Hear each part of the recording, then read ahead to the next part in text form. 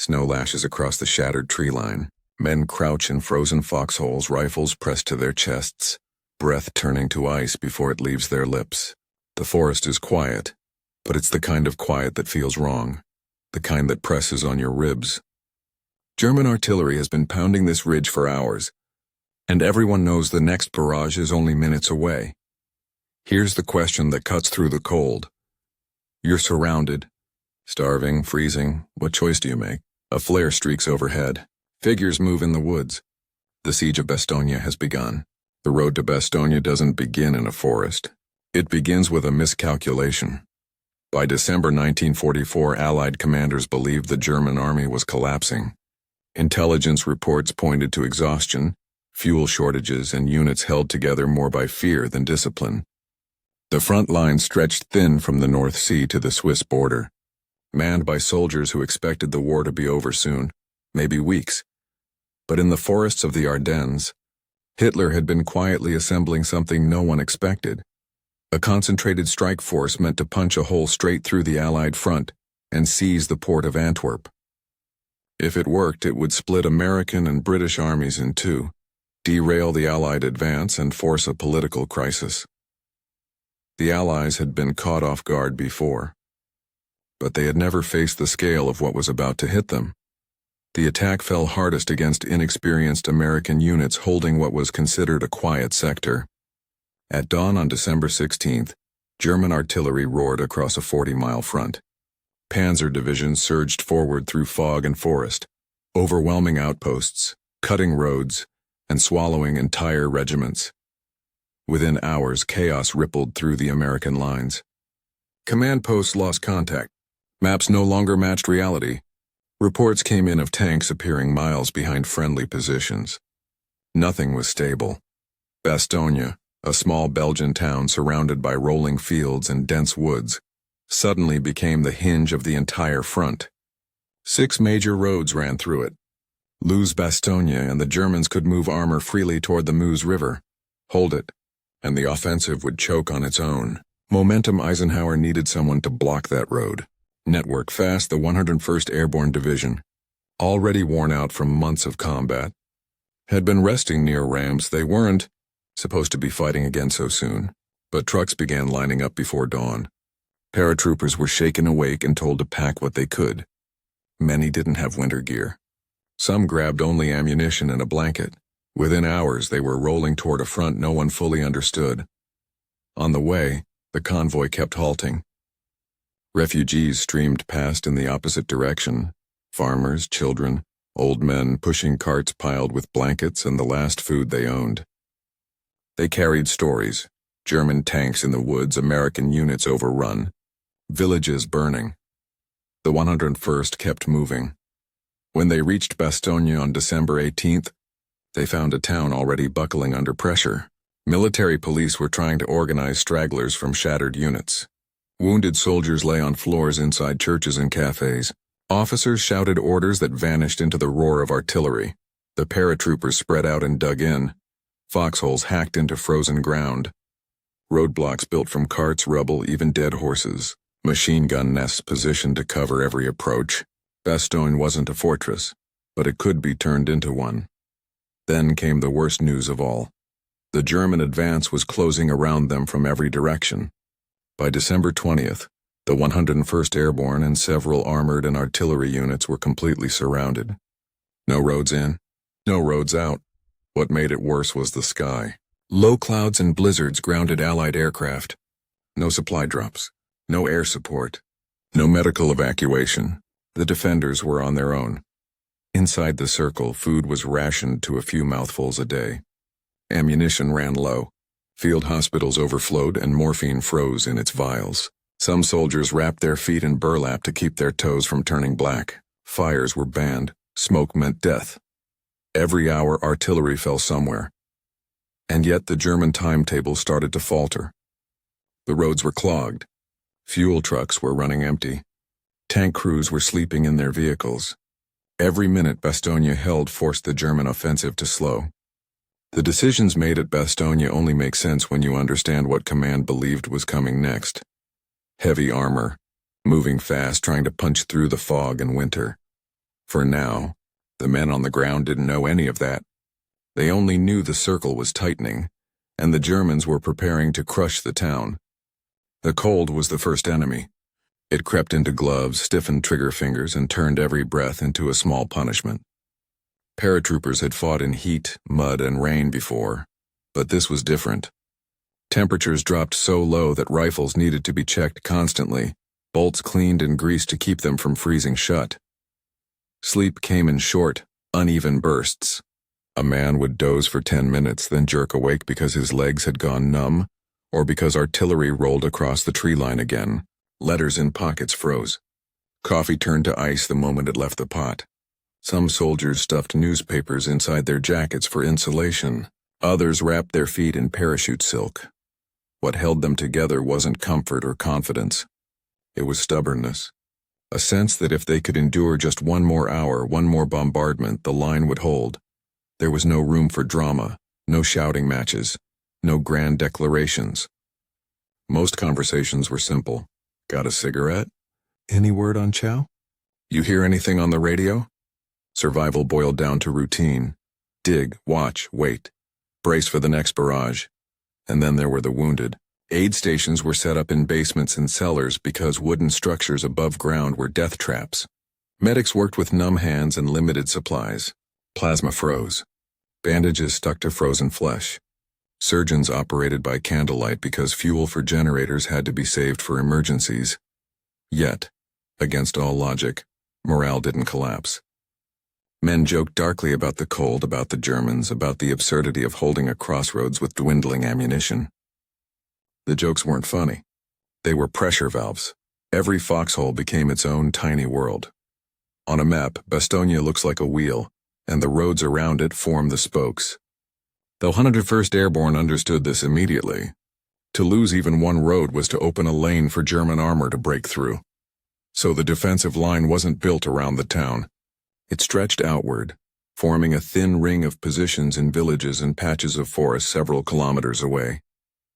Paratroopers were spread dangerously far apart, meaning each unit fought more like an island than a coordinated front. The terrain worked in their favor and against them.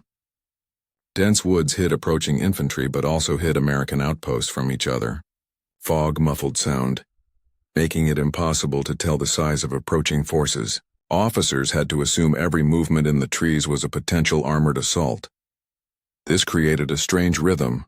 Long hours of eerie quiet followed by sudden, violent clashes. A patrol would stumble into enemy troops at 50 feet. Machine gun nests would open up without warning. Mortars would fall on frozen ground and scatter deadly shards of ice. The Germans probed constantly, searching for a weak point. The 101st shifted companies like chess pieces, reinforcing one road then another. Each move came with risk. Thin lines became thinner. But the alternative was letting a breakthrough happen. What the Germans didn't know was how close the defenders were to collapse. Ammunition for mortars and machine guns was rationed to the last belt. Artillery shells were counted individually. Every time a gun fired, someone asked whether it was worth it. But tactically, the ring held because it had to. If Bastogne fell, the road to the Meuse opened. And if the Meuse opened, the German offensive could roll toward Antwerp. Brigadier General Anthony McAuliffe took command after division commanders were scattered across different sectors.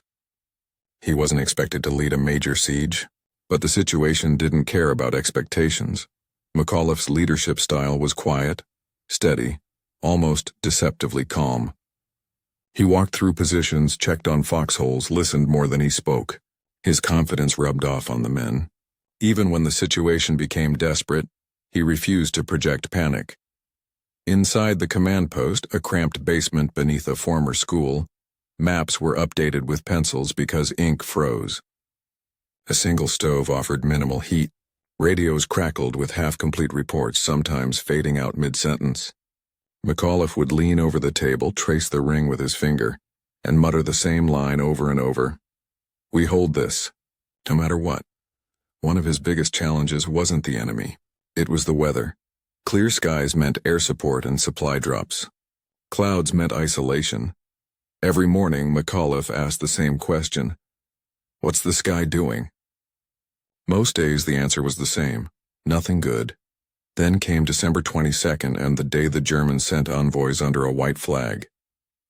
They delivered an ultimatum: surrender or face annihilation. McAuliffe didn't rant.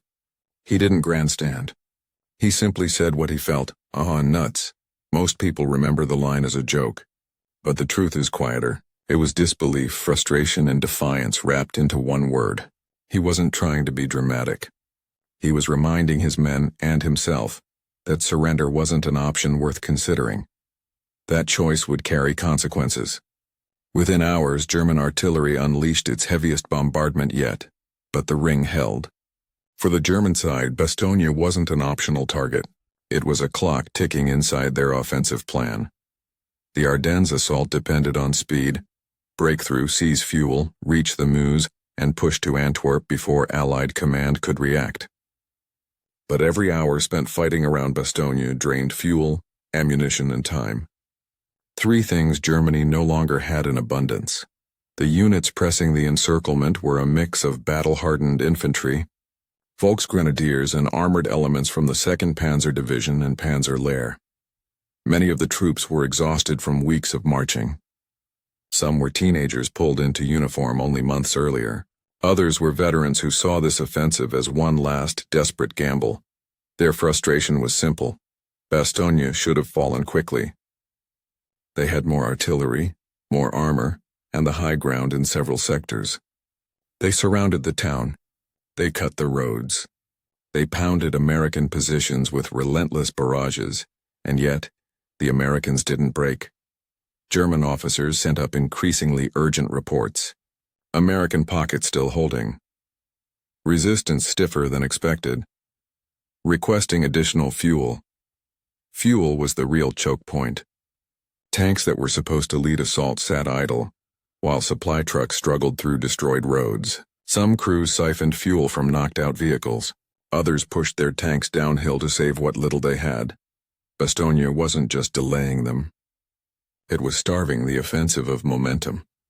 You could feel the frustration in their tactics. First came the probing attacks, then coordinated infantry pushes, then armor-led assaults on key roads.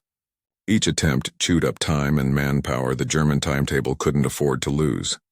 By late December, German commanders realized something grim. The longer Bastogne held, the more their offensive slowed. And once it slowed, it risked collapsing. Their pressure intensified, not because they were winning, but because they were running out of time. Technology plays a strange role at Bastogne. The side with the better gear didn't automatically win. The side with the gear that actually worked did. For the Americans, winter exposed every flaw. Boots weren't built for Arctic cold. Weapons jammed if cleaning was skipped for even a few hours. Radios struggled under icy conditions. Artillery pieces froze in place. But in a twist, some of the German advantages were also blunted. Heavy tanks like the Panther and Tiger had thick armor and powerful guns. But they hated the frozen forest. Narrow roads, deep snow, and tree-lined paths choked their mobility. Engines needed constant warming. Tracks broke. Ice caused slides that left tanks stranded sideways across roads. In close-quarter woods, armor lost much of its edge. Infantry with bazookas or 57mm anti-tank guns could ambush from 10 yards away. The forest became an equalizer, a place where mobility mattered more than firepower. Communications on both sides suffered. Wire lines were cut by explosions. Radios lost range in bad weather.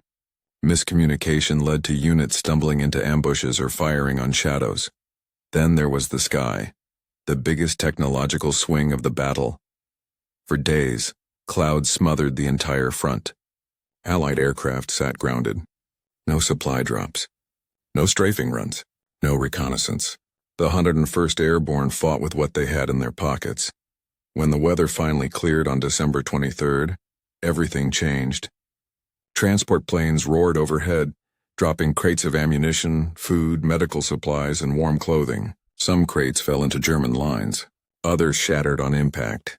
But enough landed safely to buy the defenders more time. You could measure morale by the sound of those engines. Men who hadn't smiled in days looked up and shouted. The siege wasn't broken. but the dark certainty of starvation had lifted. Technology didn't decide Bastogne outright, but it gave each side brief moments of advantage that shaped the tempo of the siege. What Bastogne reveals, more than anything, is how morale functions under pressure. The 101st Airborne wasn't superhuman. They were exhausted, cold, and under-equipped. What kept them steady was the sense that the suffering meant something. They weren't holding an abstract position on a map. They were holding the single point that stopped an entire offensive from succeeding. Every man understood, consciously or not, that if they gave up ground, the German timetable survived. Psychologically, that's what stiffened the line. Meaning, the German side had its own version of pressure. Their soldiers believed this offensive might change the fate of the war. But the longer Bastogne resisted, the more doubt seeped in. You can hear it in after-action reports. Resistance unexpectedly strong. Morale weakening due to slow progress. Both sides faced cold, hunger, and fear. But one side fought to protect time. The other fought to outrun it. And that difference mattered. The turning point at Bastogne doesn't come with a single dramatic charge. It comes with pressure. Steady, punishing, unrelenting pressure, building toward a breaking point. By the morning of December 23rd, the defenders had been surrounded for 3 days. The perimeter was stretched thin, and every company was holding more ground than doctrine allowed. Ammunition was running dangerously low. Some machine gun crews counted out their last belts bullet by bullet. Artillery units saved shells for emergencies, firing only when a German push threatened to break the line. And then the sky opened. The clouds that had smothered the Ardennes finally pulled back, revealing a hard, pale winter sun. For the first time in nearly a week, the distant rumble of engines approached from above. Not bombs, but supply planes. C-47s crossed the lines in long, steady strings. Paratroopers watched the pilots fly low under fire, risking everything to drop ammunition, food, blankets, and radio batteries. Some crates landed behind German positions, others smashed into trees. But enough made it through. Morale shifted almost instantly, but the Germans reacted too. They knew what clear skies meant. Allied armor and air support weren't far behind. If Bastogne wasn't crushed soon, the entire offensive risked stalling, so they increased the pressure. Villages like Marvy, Champs, Neff, and Flamierge turned into battlegrounds. German infantry launched coordinated night assaults, slipping through forests and ravines to test the line. Paratroopers fired flares into the air, revealing silhouettes moving through the snow. The fighting was close, violent, and often blind. December 24th brought the most coordinated German push yet. Just before midnight, the quiet cracked open. Artillery pounded the southern sector. Mortars fell like steel rain. German troops surged toward the village of Marvy, supported by tanks, a rare concentration of armor so close to the perimeter. The 327th Glider Infantry held the line, alongside elements of the 502nd Parachute Infantry. Their foxholes shook under the bombardment. Buildings caught fire. Snow turned black with smoke. When the tanks appeared through the haze, everything hinged on anti-tank crews who had only a handful of rounds left. Men waited until the silhouettes were so close they could hear the engines grinding. Then they fired. One tank lurched, burning. Another reversed, trying to escape. Infantry scattered under machine gun fire. The Germans pulled back, not because they wanted to, but because they had to. They couldn't afford to lose armor on terrain this unforgiving, but the message was clear. Bastogne wasn't a quiet siege anymore. It was now a race. On Christmas morning, the snow fell softly across the battlefield. It looked peaceful from a distance, but up close the ground was chewed apart by artillery and pocked with shell holes filled with frozen water. Inside the town, medics worked through the holiday without pause. Chaplains held brief services in cellars. Paratroopers shared whatever rations they had left. Pieces of chocolate, strips of frozen bread, sips of cold coffee. There were no grand speeches. No heroic declarations, just a sense that they'd survived another night. But as dusk fell, German units massed again. By the 26th, the German timetable was cracking. Fuel shortages were severe, Commanders argued about where to commit their last tanks, and intelligence reports warned that an American armored column, George Patton's Third Army, was moving fast from the south. If the Germans didn't crush Bastogne now, they risked being caught between the defenders and an approaching relief force. So they launched their final, desperate assault on the western and southern flanks. It began with artillery. Then came infantry pushing through the woods west of Hemrula. Behind them came tanks, Panthers and Panzerors slogging through the snow. American artillery fired their last remaining shells. Machine gun crews waited until the Germans were nearly on top of them. Anti-tank gunners held their fire until the barrels glowed red with heat. The Germans kept coming. A Panther broke through the tree line and rolled toward an American position. One paratrooper, out of ammunition, freezing, half delirious, grabbed a discarded bazooka. Another man handed him a single remaining round. He fired from 20 feet away. The shot hit. The tank exploded. Moments like that weren't heroics. They were necessity. The German assault stalled. Infantry pulled back. Tank engines growled in retreat. Not because the Americans were stronger, but because the Germans no longer had enough fuel, ammunition, or time to continue. Bastogne had held just long enough. By late afternoon, American scouts reported something unbelievable: the distant engine roar of approaching Shermans. Relief forces from Patton's 4th Armored Division were breaking through at the village of Asenoi. The siege was about to end, but the fight wasn't over. While the defenders of Bastogne were fighting hour by hour, Patton's Third Army was executing one of the fastest, coldest, and most brutal winter maneuvers of the war. The shift north from Lorraine had begun days earlier, a logistical contortion that required fuel rerouting, road clearance, and units marching through ice storms so fierce that vehicles froze to the ground overnight. The reality often gets lost in retelling. Patton didn't just turn north. His entire army group pivoted like a machine under strain, pushing forward through conditions that would have stalled most formations. Traffic jams stretched for miles. Tank crews slept in their vehicles, engines idling to keep them from freezing. Supply officers rationed fuel by the gallon, yet the column kept moving. Patton's goal wasn't to crush the German offensive wholesale. It was simpler and more urgent: crack a hole in the ring around Bastogne before the defenders ran out of ammunition. By December 26th, his lead elements, Combat Command R of the 4th Armored Division, reached the outskirts of Asenoi, a village only a few kilometers southwest of Bastogne. But reaching the village wasn't enough. Between them and the besieged town stood German infantry dug into the snow, supported by anti-tank guns placed to cover the narrow roads. The weather worked against both sides.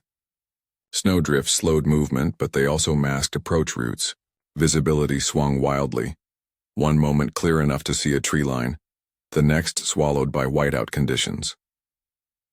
As dusk settled on December 26th, the Shermans of Team Abrams rolled toward Asenoi.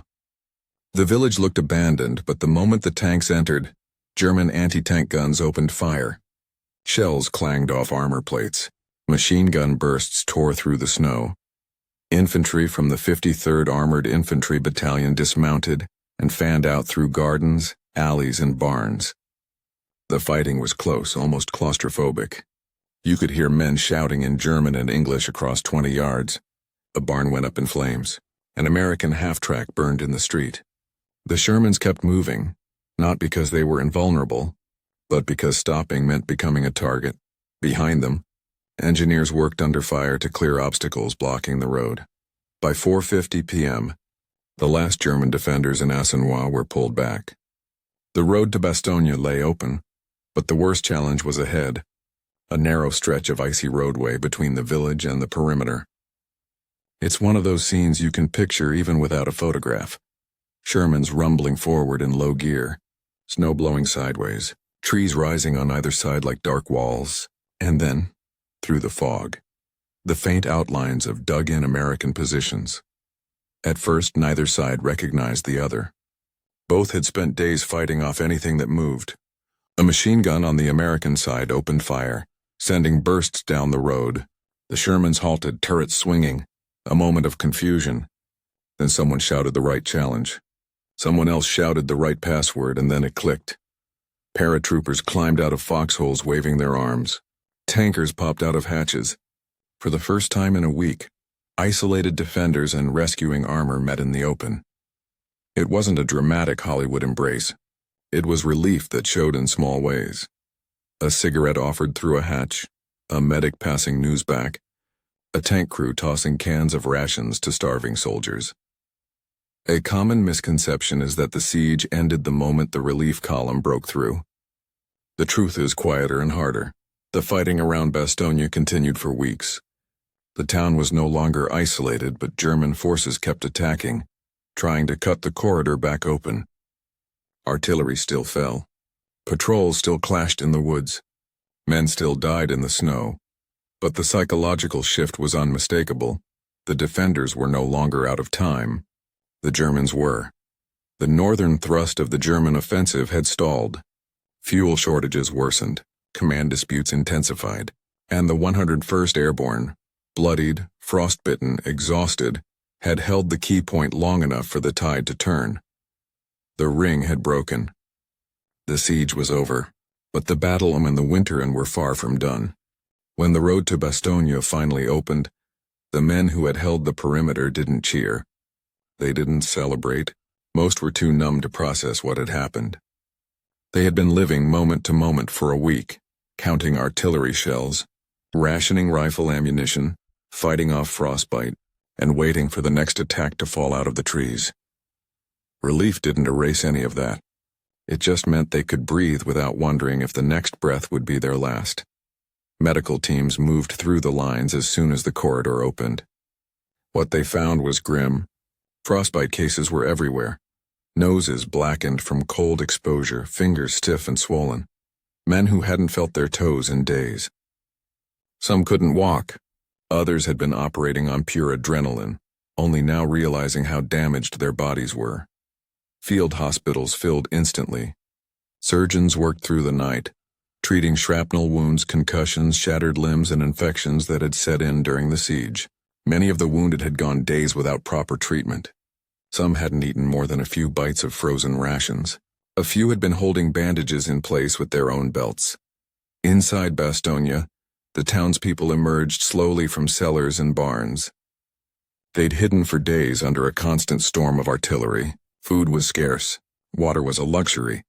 The town itself was half ruined. Roofs collapsed, windows blown out, walls cracked open from shelling.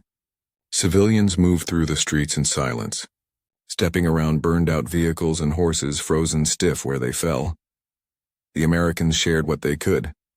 Chocolate, cigarettes, blankets, and even though they had little to spare, they weren't conquerors. They were fellow survivors in a town that had nearly disappeared under the weight of winter and war. With Bastogne no longer isolated, the German timetable finally hit its breaking point. The entire Ardennes offensive had been built around momentum. The planners expected their armored spearheads to seize fuel dumps, roll past Bastogne, cross the Meuse, and force the Allies to the negotiating table. Instead, they found themselves fighting village by village, tree by tree, losing men and equipment they couldn't replace. The siege of Bastogne didn't destroy the German offensive by itself, but it choked the flow of troops and fuel at a critical moment. It forced panzer divisions to divert into costly fights around the town. It slowed everything, and slowing the offensive was fatal. Once Allied air power returned with clear weather, the sky filled with fighters and bombers hitting convoys, bridges, and supply depots. Every hour the Germans lost at Bastogne multiplied the pressure they felt across the entire front. And when Patton's forces linked up with the defenders, it sent a signal. The Allies could pivot faster than Germany could attack. From that point forward, the Bulge wasn't a breakout. It was a retreat waiting to happen. The paratroopers didn't see themselves as heroes. They saw themselves as men who did what they had to do, hour after hour, in a place so cold that their memories froze into something hard and sharp. Some carried guilt, over friends lost in foxholes, over the wounded they couldn't drag back, over civilians who didn't survive the bombardments. Others carried pride, quiet pride, the kind that doesn't need speeches. For many, Bastogne became a private benchmark. If they could survive that, the hunger, the cold, the artillery, they felt they could survive almost anything the war threw at them afterward. But there was also a shadow. Many of the men who held Bastogne would later admit that the cold stayed with them for years. Winter storms triggered memories. The smell of diesel and cold air brought them back to those foxholes. They never forgot the silence between barrages. And here's the thing, stories like Bastogne only make sense when you sit with the details, the desperation, the endurance, the thin thread of time stretched across frozen fields. If you love real World War II stories that sound unbelievable but actually happened, subscribe for more. Even after the corridor opened, the 101st Airborne didn't leave Bastogne. They stayed in the snow-covered fields, still dug into foxholes because the front hadn't stabilized yet. German forces continued launching counterattacks into January, trying to cut the relief route or squeeze American forces back into the town. For the men on the line, nothing felt different. There was no warmth, no new supplies beyond the bare essentials, no rotation to the rear. The cold tightened its grip. Artillery still landed without warning. Patrols went out every night, slipping between trees, checking for enemy movements in forests that now felt haunted. Relief didn't mean rest. What it meant was this. The mission had changed from survival to endurance. Commanders worried that morale might crack now that the immediate crisis had passed. But the opposite happened. With the worst behind them, the paratroopers dug in with a kind of stubborn confidence. They had endured the siege. They weren't about to give up ground now. Meanwhile, the German side was unraveling. Fuel shortages worsened. Officers struggled to keep units coordinated. And as more Allied armor poured into the region, the offensive lost its shape entirely. What had begun as a bold thrust toward Antwerp had become a slow withdrawal under constant pressure. By mid-January, the German salient created by the Ardennes offensive began collapsing inward. Snow-covered fields that had once been battlegrounds were now littered with abandoned vehicles, wrecked tanks, and the remnants of supply convoys that had run out of fuel miles from their objectives. Bastogne stood at the heart of that collapse. Holding the road network had done more than delay the offensive. It forced the Germans to fight on American terms. Every day the town remained in U.S. hands compounded the strategic failure unfolding to the east. Historians would later argue about the Ardennes, the planning, the mistakes, the intelligence failures. But on one point there's broad agreement. The defense of Bastogne didn't just hold a crossroads. It held the fragile line between chaos and recovery during one of the most dangerous moments of the Western Front. And that mattered. The civilians of Bastogne carried the scars just as deeply as the soldiers. Entire neighborhoods were reduced to rubble. Families returned to homes that had lost walls, roofs, or everything. For years after the war, some cellars remained exactly as they were during the siege. Beds of straw, broken lanterns, jars of frozen water, and scratches on the walls from restless hands marking the days. American veterans returned in the decades that followed. They walked the same roads, stood in the same forests, and remembered the week when the world shrank to the width of a foxhole. The town never forgot them. Monuments rose. Trees were planted. Museums were built, not to glamorize war, but to remind anyone passing through that a place so small could shape events so large. And for the men who fought there, the memory wasn't a grand monument. It was a feeling. The cold in their bones, the weight of frost on their helmets, the breath that froze before leaving their lips. The siege ended. The war moved on, but Bastogne stayed with them. What lingers about Bastogne isn't the gunfire or the smoke. It's the silence between the barrages.